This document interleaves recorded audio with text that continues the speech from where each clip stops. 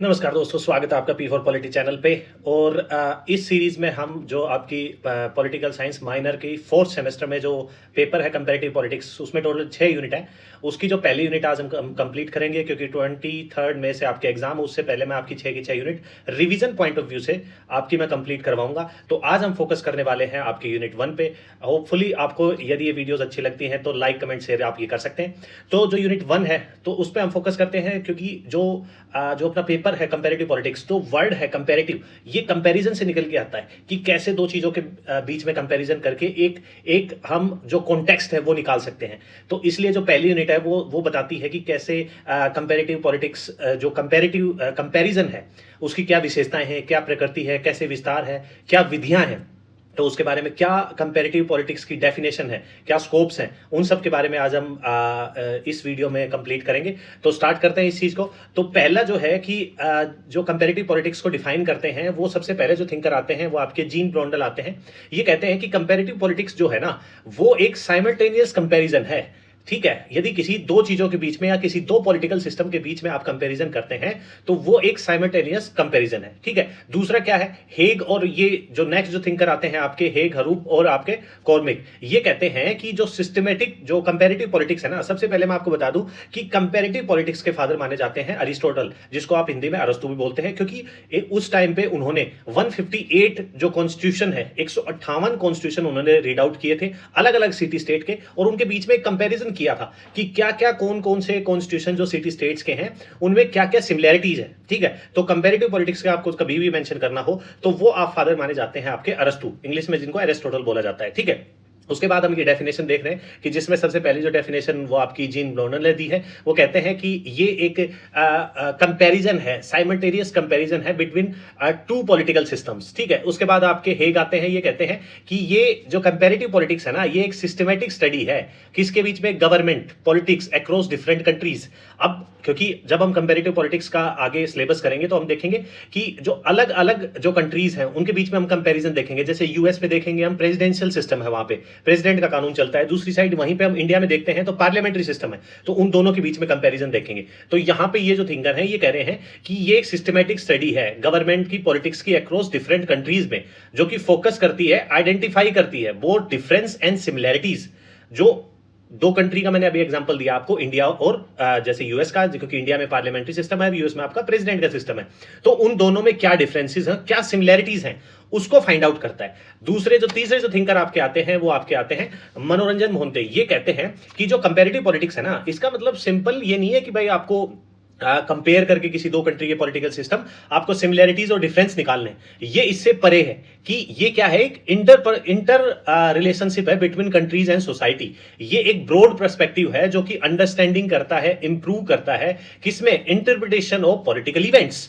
सिर्फ सिंपल सा ये जान लेना कि कंपैरेटिव पॉलिटिक्स इतना है, क्योंकि यहां पे ये जो थिंकर है ये कहते हैं कि भाई जो कंपैरेटिव पॉलिटिक्स है वो आपका फोकस करता है किस पे, कि दो कंट्री आप लो और उनके बीच में कंपैरिजन करो, उनका जो रिजीम है, ये वहां पे क्या सिस्टम चलाया जाता है। जैसे कि मैंने इंडिया यूएस का एग्जांपल दिया था, तो उसमें डिफरेंसेस और सिमिलरिटीज आप निकालोगे तो उसको कंपैरेटिव पॉलिटिक्स बोला जाता है। लेकिन जो मनोरंजन जो जी हैं, ये थोड़ा आगे बढ़ के चलते हैं। ये कहते हैं कि कंपैरेटिव पॉलिटिक्स का सिंपल सा मतलब इतना नहीं होता है कि आप सिमिलरिटीज जो रिजीम है या पॉलिटिकल सिस्टम है किसी कंट्रीज में, उनमें बीच में कंपैरिजन करके सिंपल आप जो सिमिलैरिटीज है, डिफरेंसेस निकालने की कोशिश करें। ये इससे परे है, ये पॉलिटिकल इवेंट्स को समझने की बात करता है कि उन दोनों के बीच में जो इंटर रिलेशन है जो कंट्रीज के बीच में, उनको समझने की बात करता है। ठीक है, तो ये आप जो अपनी डेफिनेशन है वो यदि एग्जाम में डायरेक्टली आपसे पूछा जाता है कि व्हाट इज कंपैरेटिव पॉलिटिक्स, तो ये डेफिनेशन आप थिंकर के साथ आप मेंशन कर सकते हैं। इसके बाद डायरेक्टली आप मेंशन कर सकते हैं कि इंपॉर्टेंस क्या है कंपैरेटिव पॉलिटिक्स की। तो मैंने अभी बात बताई कि जो सबसे बड़ी जो कंपैरेटिव पॉलिटिक्स की इंपॉर्टेंस यही है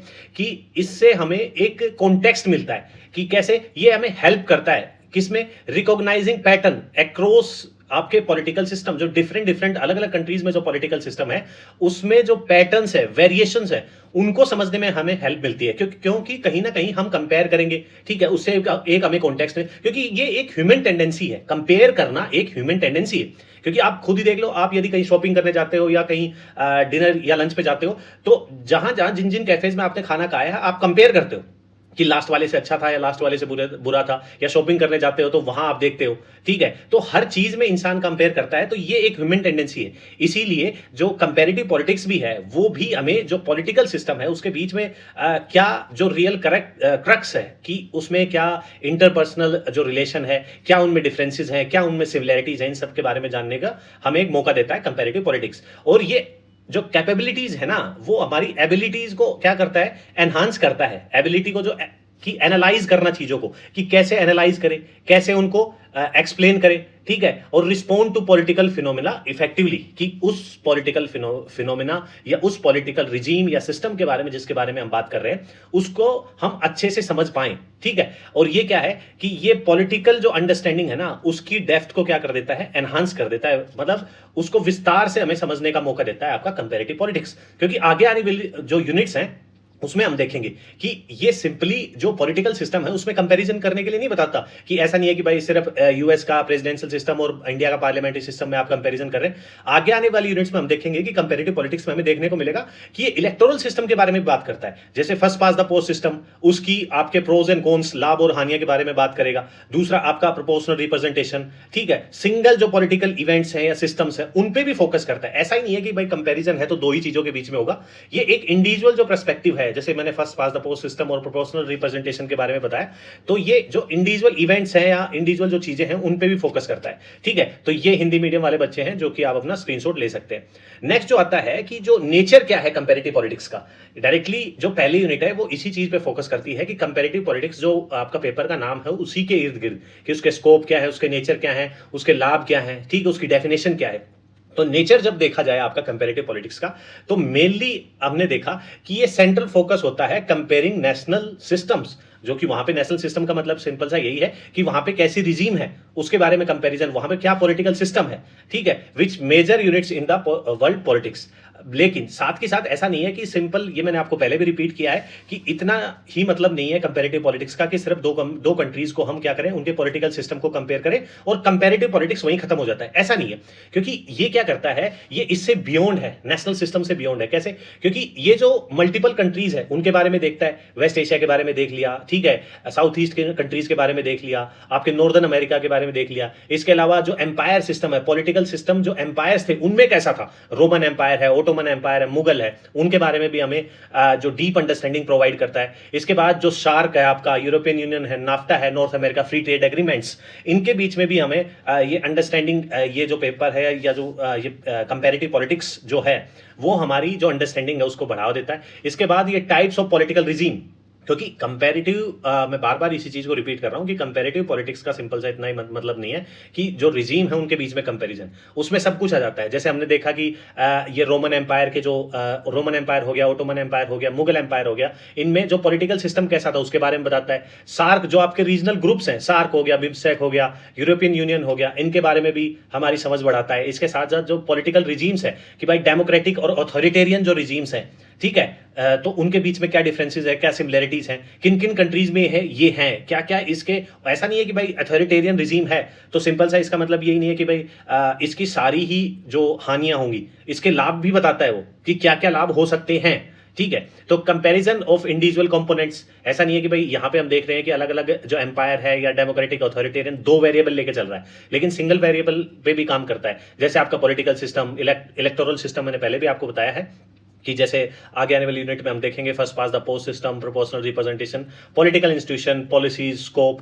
यदि स्कोप देखें हम कंपैरेटिव पॉलिटिक्स के, तो ये वही है जो कि हमने अभी थोड़ी देर पहले आपने किए थे कि क्या क्या कंपैरेटिव पॉलिटिक्स के बेनिफिट्स हो सकते हैं, कि ये एनालाइज करता है पॉलिटिकल सिस्टम को अक्रॉस सोसाइटीज या कंट्रीज में, ठीक है, including comparison of state between state, कि स्टेट से स्टेट के बीच में कंपैरिजन करता है, वहां की क्या पॉलिटिकल रिजीम है, क्या पॉलिटिकल सिस्टम है, कैसी गवर्नमेंट है, उसके बीच में कंपैरिजन करता है। और ये फोकस करता है on political activities, process, various systems, ठीक है। अब देखते हैं कि जो थ्री ट्रेडिशन क्या क्या है कंपैरेटिव पॉलिटिक्स के, ये इंपॉर्टेंट है आपका। इसमें सबसे पहले जो ट्रेडिशन का मतलब यही है कि जब कंपैरेटिव पॉलिटिक्स इवॉल्व हो रहा था तो स्टार्टिंग में कैसा हुआ, उसके बाद क्या क्या विधियां आपकी अपनाई गई उसको और बेहतर करने के लिए। तो सबसे पहली जो ट्रेडिशन है वो है single country study system. Single country का सिस्टम का इसको बड़े सिंपल एग्जांपल से समझते हैं, क्योंकि ये एक, जैसे इसका नाम है सिंगल कंट्री स्टडी सिस्टम, तो इसका मतलब यही है कि सिर्फ एक इंडिविजुअल कंट्री को ही आपको क्या करना है, स्टडी करना है। मान के चलो आपने अमेरिका को पकड़ लिया, अब आप अमेरिका को ही अच्छे से स्टडी करोगे, ठीक है, उसके बाहर नहीं जाओगे। तो इसकी वजह से इनको इस ट्रेडिशन को, सिंगल कंट्री जो स्टडी ट्रेडिशन है, इसको क्रिटिसिज्म भी झेलना पड़ा, वो हम आगे देखेंगे, ठीक है। इसके बाद जो दूसरा ट्रेडिशन आता है वो आता है आपका मेथोडोलॉजिकल ट्रेडिशन, ठीक है। इसमें क्या है कि कैसे कंपेयर करें, उस मतलब क्या मेथड लगाएं, किस क्राइटेरिया पे हम कंपेयर करें, उस मेथड के बारे में बात की गई। इसमें क्या है, इसमें एम हुआ कि develop rules and standards of comparison. ऐसा नहीं कि भाई कोई कंपैरेटिव साइंटिस्ट है, उसको दो पॉलिटिकल रिजीम कंपेयर करने हैं तो अपनी मन की मर्जी से कंपेयर कर देगा, नहीं, कुछ मेथड्स होंगे, ठीक है, उसके स्टैंडर्ड्स पे वो कंपेयर करेगा। तो जो सिंगल पार्टी जो स्टडी ट्रेडिशंस था, उससे अब क्या है कि अब आप मल्टी जो कंट्रीज पे आ गए हो कि अलग अलग कंट्रीज को आपको कंपेयर करना है। अब कंपेयर किस क्राइटेरिया पे करें, कि कौन कौन से मेथड्स हम लगाएं। तो इस जो मेथोडोलॉजिकल ट्रेडिशन है, इसमें मेनली फोकस आपका दिया गया था ट्रेडिशन एंड कंपैरिजन पे, ठीक है। जो सेकंड है आपका, लास्ट है जो एनालिटिकल ट्रेडिशन है, ये फाइनल जो आता है और मोस्ट जो एडवांस वर्जन होता है कंपैरेटिव पॉलिटिक्स में, जो ट्रेडिशन में, क्योंकि इसमें एनालिसिस आता है कि एनालिसिस कैसे करें, क्योंकि ये कंबाइन करता है आपका मेथोडोलॉजिकल टूल्स को और इंपिरिकल डेटा को, मेनली फैक्ट्स को। Most modern works in comparative fall under this tradition. इसमें अब यदि इन्वॉल्व कंपेयरिंग पॉलिटिकल पार्टीज, यदि type of governance, social movements, mainly यही है कि सिंपल सा आपको इतना जानना है कि सब ट्रेडिशन कंपैरेटिव पॉलिटिक्स में आए तो पहला आता है सिंगल कंट्री स्टडी ट्रेडिशन। इसमें क्या है कि भाई एक कंट्री को पकड़ लिया, उसी को आपको क्या करना है, एनालाइज, मतलब उसी को मतलब अच्छे से क्या है, उसकी डीप स्टडी करनी है। अब इससे क्या हो गया, मान लो हमने अमेरिका के बारे में बात की, तो बाकी कंट्रीज तो रहेगी ना, उनकी पॉलिटिकल रिजीम रहेगी। आप क्या बोल रहे हो कि अमेरिका पे आपने अच्छे स्टडी की, आपने कहा कि अमेरिका की ही जो डेमोक्रेटिक सिस्टम है, लोकतंत्र है, वो ही सबसे अच्छा है, सभी कंट्री को यही अपना लेना चाहिए। तो ऐसा थोड़ी है कि भाई मान लो आपने एक कंपनी है जूता बनाने वाली, वो 9 नंबर का, मैं तो भाई 9 नंबर का जूता बनाऊंगा, अब आपका 10 नंबर है या 5 नंबर, आप सभी को यही पहनना पड़ेगा, तो ये गलत है ना। तो ये कहीं ना कहीं क्रिटिसिज्म इसको झेलना पड़ा। उसके बाद आपका मेथोडोलॉजिकल ट्रेडिशन आता है। इसमें ये वर्ड है, इसका मतलब ये है कि मेथड्स, कि यदि आपको कोई दो कंट्री के बीच में कंपैरिजन करना है, उनके पॉलिटिकल सिस्टम, उनके गवर्नमेंट के बीच में आपको कंपैरिजन करना है, तो आपको सिंपल सा इतना देखना है कि क्या स्टैंडर्ड्स होंगे जिन पे आप कंपेयर करोगे। एनालिटिकल ट्रेडिशन सिंपल सा यही है कि इसमें जो कंबाइन है मेथोडोलॉजिकल और टूल्स विद इंपिरिकल डेटा के साथ, ठीक है, क्योंकि ये मोस्ट एडवांस है आपका कंपैरेटिव पॉलिटिक्स में, ट्रेडिशन में। तो ये आप हिंदी मीडियम वाले बच्चे अपना स्क्रीनशॉट ले सकते हैं, ठीक है। अब हम देखते हैं, मैंने आपको बताया था कि इन सब चीजों के लिए कंपैरेटिव पॉलिटिक्स को कहीं ना कहीं क्रिटिसिज्म भी झेलना पड़ा, आलोचना भी हुई। कैसे आलोचना हुई, क्योंकि इसको माना जाता था ये क्या है, यूरोसेंट्रिक। कहीं ना कहीं यूरोसेंट्रिक का मतलब यह है कि भाई जो यूरो करेंसी कहां चलती है आपकी, यूरोपियन यूनियन में, तो क्या है, वेस्टर्न वर्ल्ड में जो वेस्टर्न कंट्रीज हैं उनके लिए ही कंपैरेटिव पॉलिटिक्स काम करती है, उन्हीं पे स्टडी करती है ये, ठीक है, और उन्हीं को क्या बताती है, सुपीरियर बताती है। तो इसलिए कंपैरिजन हुआ, ठीक है, और कंपैरिजन हुआ तो इनका क्रिटिसिज्म हुआ कि आप तो सिर्फ स्टडी किसका करते हो, वेस्टर्न जो कंट्रीज हैं उनकी जो पॉलिटिकल सिस्टम, उनको उनकी स्टडी करते हो और उन्हीं को क्या बताते हो कि इनका जो पॉलिटिकल सिस्टम है वो क्या है, सुपीरियर है सभी से, ठीक है। इसीलिए हम देखते हैं कि जो पहला जो ट्रेडिशन था उसमें क्रिटिसिज्म हमें झेलने को मिला आपकी कंपैरेटिव पॉलिटिक्स को। अब यूरोसेंट्रिक एनालिसिस हो गया, ठीक है, जो नॉन वेस्टर्न पॉलिटिकल सिस्टम्स है वहां पे आप फोकस नहीं देते, जो आइडियोलॉजीज हैं बशर्ते वो जो वेस्टर्न कंट्रीज हैं उनसे बेहतर हो सकती हैं, लेकिन आपने तो सिर्फ जो वेस्टर्न कंट्रीज हैं, यूरोप की होगी, अमेरिका हो गया, आपने उसी पे फोकस किया और उन्हीं को स्टडी करके बोल दिया कि ये ऑल ओवर द वर्ल्ड जो पॉलिटिकल सिस्टम है वो सबसे बेस्ट है इन्हीं का, ठीक है। अब ये दूसरा क्या है, नेग्लेक्ट करता है इंटरनल डेटा डायनामिक्स, कि जो वहां के जो सोशल पॉलिटिकल मूवमेंट्स हैं उनको नेग्लेक्ट करता है, ठीक है। विद इन स्टेट जो स्ट्रगल्स हुई हैं उनको नेग्लेक्ट करता है, मेनली जो बेसिक जो मूवमेंट्स हुई हैं वहां पे, जो क्रांतियां हुई हैं उनको नेग्लेक्ट करता है, ठीक है। ये क्या करता है, states are also influenced by external and internal forces, ये उसको भी नेग्लेक्ट करता है, ठीक है। इसके बाद जो मेथोडोलॉजिकल इश्यूज हैं, क्योंकि हमने जो सेकंड ट्रेडिशन है उसमें देखा कि किन मेथड पे आप दो पॉलिटिकल सिस्टम्स को या गवर्नमेंट सरकार जो है उनको कंपेयर करोगे, तो कहीं ना कहीं कंपैरेटिव पॉलिटिक्स में जो मेथड्स जो लाए गए वो भी कहीं ना कहीं सही नहीं थे, अप्लाइंग कंपैरेटिव पॉलिटिक्स कैटेगरीज, क्योंकि उन्होंने अपने हिसाब से ही स्टैंडर्ड्स बना लिए कि कहीं ना कहीं उनको यही करना था कि इस हिसाब के स्टैंडर्ड्स बनाओ कंपेयर करने के, कि जो वेस्टर्न कंट्रीज हैं उन्हीं का जो मॉडल है पॉलिटिकल सिस्टम वो क्या निकल के आए, सुपीरियर निकल के आए। तो ये क्रिटिसिज्म कंपैरेटिव पॉलिटिक्स को झेलने पड़े, ये हिंदी मीडियम वाले बच्चों के लिए। या आप हिंदी मीडियम वाले बच्चे जो हैं वो अपना स्क्रीनशॉट ले सकते हैं इनका, ठीक है, वीडियो को पॉज करके। अब जो नेक्स्ट बात आती है वो आती है कि कंपैरिजन क्यों, ऐसी क्या आन पड़ी कि हमें क्या करना पड़ेगा, कंपैरिजन करेगा। ये मैंने पहले भी बताया है कि कंपैरिजन करना, क्योंकि कंपैरिजन वर्ड से ही आपका कंपैरेटिव पॉलिटिक्स निकल के आता है, कंपैरेटिव निकल के आता है जो वर्ड है, तो इसलिए कंपैरिजन मैंने आपको बताया कि कंपैरिजन ह्यूमन टेंडेंसी है। आप कहीं भी जाते हैं तो आप हर चीज को कंपेयर करते हैं, जो पास्ट का जो एक्सपीरियंस रहा है उसके साथ, कि ये बेहतर था, ये अच्छा था, ये बुरा था, तो कहीं ना कहीं वो कंपैरिजन है। और यही कंपैरिजन हम पॉलिटिकल सिस्टम, ठीक है, पॉलिटिकल सिस्टम में या गवर्नमेंट को अंडरस्टैंड करने के लिए, अपना हम इवेल्युएट करने के लिए, या फिर डिफरेंट जो पॉलिटिकल सिस्टम है या इवेंट्स जो हुए उनको समझने के लिए हम क्या करते हैं, कंपैरिजन करते हैं। अब इसी में मोस्ट इंपॉर्टेंट आता है आपका टोड लैंडमैन का, ठीक है, जो 4 पर्पस ऑफ कंपैरिजन देते हैं 2008 में, जो कि पहला तो आता है आपका, पहला इसमें ये मोस्ट इंपॉर्टेंट है, आपको नोट डाउन करना है कि जो टोड लैंडमैन है ये 4 पर्पस देते हैं कंपैरिजन के, कि तुलना के करने के 4 क्या हो सकते हैं, पर्पस हो सकते हैं। तो पहला क्या है, कॉन्टेक्चुअल डिस्क्रिप्शन हो गया, कि किसी भी चीज को हम कंपेयर कर रहे हैं, किसी भी चीज के बारे में हम समझ रहे हैं, तो कम से कम उसका एक कॉन्टेक्स्ट निकल के आए, उसका कॉन्टेक्स्ट हमें समझ में आए। एग्जाम्पल के लिए मान के चलो कि हम यूएस का जो पॉलिटिकल सिस्टम है उसको स्टडी कर रहे हैं, तो हमें क्या पता लगेगा, यूएस में मैंने आपको बताया कि प्रेसिडेंशियल सिस्टम है, तो कहीं ना कहीं हमें जो प्रेसिडेंशियल सिस्टम है ना उसके बारे में अच्छी अंडरस्टैंडिंग होगी, तो हम आगे चल के प्रेसिडेंशियल सिस्टम को जो पार्लियामेंट्री सिस्टम है ना उसके साथ कंपेयर कर पाएंगे, उनका कंपैरिजन कर पाएंगे, ठीक है। तो इसका क्या है, जो कॉन्टेक्स्ट है किसी एक चीज के बारे में वो हमें समझ में आ जाता है। तो इसलिए studying the US system provide insight, वो पहले इनसाइट प्रोवाइड करता है हमें प्रेसिडेंशियल सिस्टम के लिए, इसलिए हम प्रेसिडेंशियल सिस्टम को आगे जाके पार्लियामेंट्री सिस्टम से कंपेयर कर सकते हैं। दूसरा आता है क्लासिफिकेशन। क्लासिफिकेशन का एक सिंपल सा एग्जांपल यही है, एग्जांपल लेके चलते हैं, एक कंट्रीज में है प्रेसिडेंशियल और parliamentary system but both fall under democracy, कि भाई क्लासिफिकेशन आप कैसे भी कर सकते हो, लेकिन जरूरी नहीं कि जो डेमोक्रेटिक जो कंट्री है जहां पे लोकतंत्र है वहां पे एक जैसा ही मॉडल हो, कि जरूरी नहीं है कि भाई यूएस एक डेमोक्रेसी है और वहां पे प्रेसिडेंशियल सिस्टम है तो हर जगह ही जहां डेमोक्रेसी होगी वहां पे प्रेसिडेंशियल सिस्टम होगा, ऐसा नहीं है। इंडिया में क्या है, पार्लियामेंट्री सिस्टम है, आपका यूएस में क्या है, प्रेसिडेंशियल सिस्टम है। तो ये क्या हो गया, एक टाइप का क्लासिफिकेशन हो गया। हाइपोथेसिस टेस्टिंग, हाइपोथेसिस का मतलब है क्या है कि यदि आपने कोई प्री कल्पना की है तो उसको टेस्ट करना है, तो वो क्या है, आप क्या कर सकते हो उसको, हाइपोथेसिस टेस्टिंग में आपका क्या है कि ये जो पर्पस है कंपैरिजन का, ये आपका काम आ सकता है। कि मान के चलो कि आपने किसी 2 पॉलिटिकल सिस्टम के बीच में स्टडी करके आपने ये कल्पना की कि एक पॉलिटिकल सिस्टम पढ़ के आपने ये कल्पना की कि ऐसा हो सकता है, फिर आपने क्या किया, कंपैरेटिव पॉलिटिक्स में उनका 2 का कंपैरिजन करके देखा, किसी भी 2 गवर्नमेंट का, और आपने जो हाइपोथेसिस आपने लगाया था उसका हाँ या ना का रिजल्ट तो बाद में हमें पता लगेगा, लेकिन वो हाइपोथेसिस क्या हो जाती है, काल्पनिक जो हमने अपनी जो स्टेटमेंट दी थी उसकी टेस्टिंग हो जाती है, ठीक है। इस जो कि एग्जांपल से लिए ये एम्फेसिस करता है, comparison test hypothesis empirical relation between components, कि 2 जो गवर्नमेंट है उनके लेके जो हमने स्टेटमेंट दी थी कि ऐसा हो सकता है, तो उसके बीच में हम कंपेयर करेंगे तभी तो हम जानेंगे, ठीक है। और लास्ट जो 4th आता है वो आपका आता है प्रिडिक्शन। प्रिडिक्शन का मतलब ये है कि हाइपोथेसिस जब हम करते हैं तो कहीं ना कहीं कुछ तो प्रिडिक्शन हम देते हैं। तो प्रिडिक्शन हम कब देते हैं कि दो पॉलिटिकल सिस्टम के बीच में हमने कंपैरिजन कर दिया। अब सिंपल सा ये है कि कंपैरिजन करने के हम बता देंगे कि इन 2 पॉलिटिकल सिस्टम के बीच में आगे टाइम आने पे इनके बीच में कॉन्फ्लिक्ट आएगा या नहीं आएगा। मान के चलो कि हमें कंपेयर करने को दिया जाए चाइना और इंडिया, तो कहीं ना कहीं पॉलिटिकल सिस्टम को कंपेयर करके आप ये बोल सकते हो कि हाँ कहीं ना कहीं आगे आने वाले टाइम में इनमें क्या हो सकता है, कॉन्फ्लिक्ट हो सकता है। यहीं पे हम जो डेमोक्रेटिक कंट्रीज हैं उनको कंपेयर करें तो हमें कुछ सिमिलैरिटीज नजर आएंगी, तो हम कहेंगे कि इन जो कंट्रीज हैं जहां पे लोकतंत्र है वहां पे हो सकता है कि कॉन्फ्लिक्ट आने के चांसेस कम हो, ठीक है। तो ये क्या होते हैं, आपकी प्रेडिक्शन है।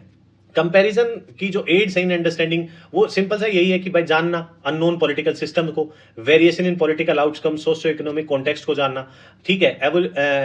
Evolution of reason behind the adoption specific governance models, कि यही मॉडल क्यों अपनाया गया, डेमोक्रेसी ही क्यों आई, कम्युनिज्म ही क्यों आया, चाइना में माओइज्म ही क्यों आया, जो ब्रॉडर यूटिलिटी ऑफ कंपैरिजन की, कंपैरिजन करने के जो ब्रॉडर यूटिलिटी है उसको आपका मेनली इसमें यही है कि क्या क्या बेनिफिट्स उसके हो सकते हैं। इसके अलावा जो हेग जो आपके ये जो थिंकर हैं इन्होंने 2 मेन ऑब्जेक्टिव बताए थे कंपैरेटिव पॉलिटिक्स के, कि सिंपल सा यही है कि एक तो ये है कि पॉलिटिकल सिस्टम क्या है कि डिस्क्राइब करता है political system of different countries का, क्योंकि बार बार घुमा फिरा के आपकी चीज वहीं आएगी कि जो पॉलिटिकल सिस्टम है वो डिफरेंट कंट्रीज का क्या करता है, ये एक्सप्लेन करता है, या उनके बीच में डिफरेंस बताता है, या उनके बीच में सिमिलैरिटीज बताता है, या उनके बीच में लाभ बताता है, या उनके बीच में हानियां बताता है। ये एक्सप्लेन और एनालाइज करता है डिफरेंट और सिमिलर जो पॉलिटिकल सिस्टम है उनके बीच में। जैसे कि मैंने आपको एग्जांपल बताया कि इंडिया और चाइना के बीच में कंपैरिजन करेंगे तो जो पार्लियामेंट्री सिस्टम है या उनका सिंगल पार्टी सिस्टम है उनकी लाभ और हानियां दोनों की ही निकल के आएंगी अपनी, ठीक है।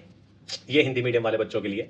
अब जो लास्ट आई थिंक ये आपकी लास्ट स्लाइड है, इसमें क्या है कि जो कंपैरेटिव मेथड्स हैं, विधियां हैं, उस पे कि जो साइंटिस्ट हैं कंपैरेटिव पॉलिटिक्स, मान के चलो कि आपको जो कंपैरेटिव पॉलिटिक्स आपको कंपैरिजन यूज करना है, तो आप एक साइंटिस्ट हो या स्कॉलर हो जो भी हो, उसको आप क्या क्या जो विधियां हैं वो यूज करोगे। तो कंपैरेटिव पॉलिटिक्स में क्या है कि आपके कोप्स्टेन ने क्या क्या दिया था, 3 विधियां दी थी कि फोकस ऑन इंटरेस्ट, कि जो बिहेवियर है लोगों का वो कैसे चेंज होता है, फोकस ऑन आइडेंटिटी और फोकस ऑन इंस्टीट्यूशन। अब इसका क्या मतलब है focus on interest? Focus on interest का क्या सिंपल सा मतलब यही है कि लोग, मान के चलो एग्जांपल से लेके समझते हैं कि दिल्ली में मान के इस एग्जांपल से समझते हैं कि दिल्ली में मान के चलो इलेक्शन हुए, तो लोग बीजेपी को ज्यादा वोट देंगे, आम आदमी पार्टी को वोट ज्यादा देंगे, लोग उसको ज्यादा वोट देंगे। फोकस ऑन इंटरेस्ट, यदि लोग अपने इंटरेस्ट पे फोकस करते हैं तो वो उनको वोट देंगे जो कि उनको इकोनॉमिक एडवांटेज या फिर पर्सनल एडवांटेज प्रोवाइड करता हो। ठीक है, यदि ये बड़ी कमाल की बात है, ह्यूमन टेंडेंसी भी है, आप अपने लोकल एरिया में उसी को ज्यादातर वोट देते हो जहां आपके रिलेशन अच्छे हो, क्योंकि कहीं ना कहीं दिमाग में आपके ये होता है कि मैन, आपके होप्स क्या है, होप्स कहता है कि man is a power seeking animal.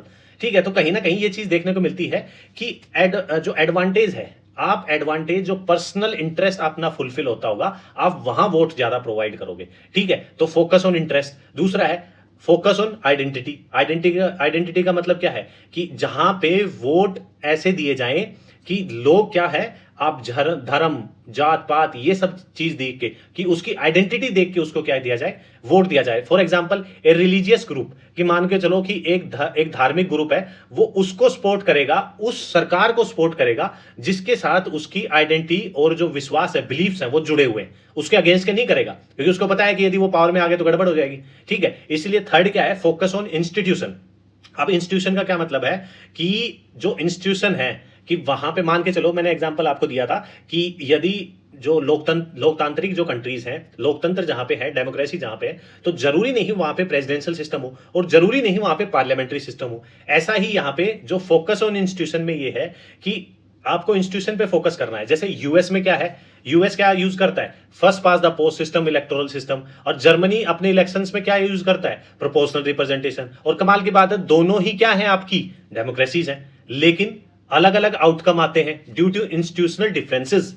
कि वहां पे क्या है, दोनों ही हो सकती है, वहां पे रिजीम आपकी डेमोक्रेटिक हो सकती है, लोकतांत्रिक हो सकती है, लेकिन वहां पे जो इंस्टीट्यूशनल डिफरेंस है ना, वो जरूर हो सकते हैं। ऐसा नहीं है कि वहां पे लोकतंत्र है तो वहां पे एक ही टाइप का रिजीम होगा या एक ही टाइप के जो इलेक्टोरल सिस्टम है वो यूज किए जाएंगे, ऐसा नहीं हो सकता। इसके बाद आपके जेएस मिल है, जो थिंकर है, वो भी कंपैरेटिव पॉलिटिक्स में आपके 5 मेथड देते हैं कंपैरिजन करने के, जिसमें सबसे पहला आता है method of agreement. Method of agreement का सिंपल सा मतलब ये है कि यदि आप दो से ज्यादा चीजों के बीच में कंपेयर कर रहे हो, और मेथड ऑफ एग्रीमेंट, एग्रीमेंट का मतलब क्या है कि उन सब चीजों के बीच में, दो चीजों के बीच में आप क्या कर रहे हो, कंपेयर कर रहे हो, और उनमें बहुत ज्यादा डिफरेंसेस है, लेकिन कहीं ना कहीं एक पॉइंट पे आके वो एग्री कर जाते हैं। फॉर एग्जांपल, इंडिया एक डाइवर्स कंट्री है, लेकिन कहीं ना कहीं हम कॉन्स्टिट्यूशन पे आके एग्री कर जाते हैं कि कॉन्स्टिट्यूशन है वो सुप्रीम है। ठीक है, दूसरा method of difference. Method of difference क्या है कि वही बात है कि भाई दो या दो से ज्यादा चीजों के बीच में हम कंपेयर कर रहे हैं, उनमें क्या है, बहुत ज्यादा सिमिलैरिटीज हैं, लेकिन किसी एक पॉइंट पे क्या है, उनमें डिफरेंसेस भी हैं। ठीक है, नेक्स्ट जो है थर्ड है वो है ज्वाइंट मेथड। ज्वाइंट मेथड क्या है, इसमें इसको ज्वाइंट कर दिया मेथड ऑफ एग्रीमेंट को और मेथड ऑफ डिफरेंस को।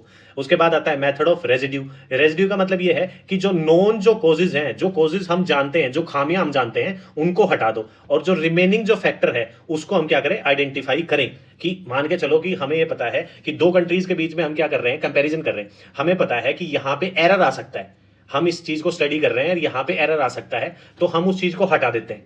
ठीक है, अब हमें ये नहीं पता कि अब आगे जब हम कंपेयर करेंगे उन जो दो पॉलिटिकल सिस्टम को, तो आगे जहां एरर आएगा उसको हम, वो अभी हमारे लिए अननोन है, तो जब वो आएगा तब उसको हम हटाएंगे। ठीक है, मेथड ऑफ आपका वेरिएशंस का, इसमें ऑब्जर्वेशन ज्यादा मायने रखती है। Useful for examining pattern relation between factors, कि बिटवीन वेरिएबल्स के बीच में जो आपका रिलेशन है, क्या रिलेशन है, ठीक है, क्या क्या चेंजेस हैं, one changes and other changes के बारे में बात करता है। मेनली आपको सिंपल सा ये देखना है कि जो पहला तो ये है कि जो कोप्स्टन ने दिया था, focus on interest, focus on identity, focus on institution, ये मोस्ट इंपॉर्टेंट है, इसको आपको नोट डाउन कर लेना है। ठीक है, ये हिंदी मीडियम वाले बच्चों के लिए। तो आशा करता हूँ ये यूनिट रिवीजन के पॉइंट ऑफ व्यू से आपको अच्छे समझ में आ गई होगी, और हम जल्दी से जल्दी इस यूनिट मेनली जो आपकी जो 6 यूनिट है उनको जल्दी जल्दी कंप्लीट करेंगे। ठीक है, आपके एग्जाम से पहले आपके रिवीजन में आपके हेल्प मिलेगी। All the very best, thank you.